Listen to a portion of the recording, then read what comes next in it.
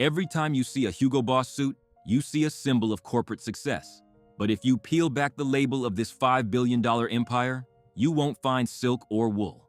You'll find a survival story built on the darkest contract in human history. In 1931, Hugo Ferdinand Boss was a man with nothing. He was bankrupt. He had 6 sewing machines left. He didn't just need a client, he needed a miracle. And he found one in a rising political party that needed a specific look. Today, we go beyond the runway to uncover how the Tailor of the Third Reich dressed the most feared men in history, and how the brand managed to survive the hangman's noose to become a household name. Before the luxury, there was desperation. Hugo Boss founded his shop in 1924, but the German economy was in a death spiral. By the early 30s, he was finished. Debt collectors were at the door. On May 1st, 1931, Hugo Boss made a choice. He joined the Nazi Party, member number 508,889.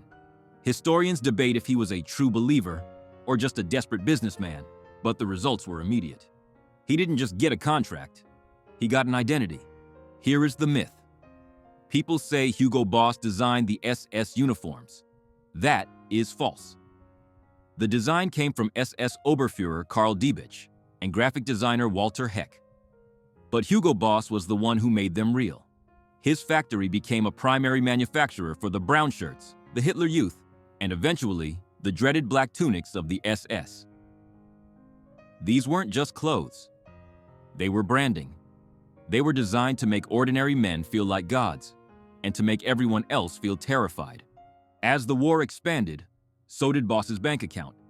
By 1940, the company's turnover jumped from 200,000 Reichsmarks to over 1 million. But there was a problem. The German men were at the front lines.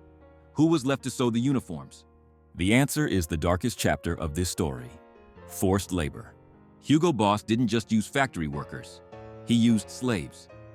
140 Polish women and 40 French prisoners of war were forced to live in a camp near the factory. They worked in brutal conditions, sewing the very uniforms worn by the men who held them captive. Records show that Boss eventually tried to improve their food, but make no mistake, his empire was literally stitched together by the hands of prisoners. 1945. The war is over. The Third Reich is in ashes. Hugo Boss, the man who dressed the regime, is now a target. During the denazification trials, he was labeled an active supporter of the Nazi Party. He was stripped of his right to vote, banned from running a business, and fined 100,000 marks, a fortune at the time. He died only 3 years later, a disgraced tailor of a dead regime. You'd think that was the end. But brands have a strange way of surviving their founders. Hugo's son-in-law, Eugen Holy, took over. He realized that the world didn't want to look at soldiers anymore. They wanted to look at executives. They shifted. No more uniforms. Now, they made suits for the new Germany. They traded the battlefield for the boardroom. How did they make people forget? 1. Silence. They didn't talk about the 30s for 40 years. 2. Celebrity. They began sponsoring Formula One and tennis. 3. The name, Hugo Boss, sounded sharp, authoritative, and masculine. By the 1980s, Hugo Boss wasn't a Nazi tailor.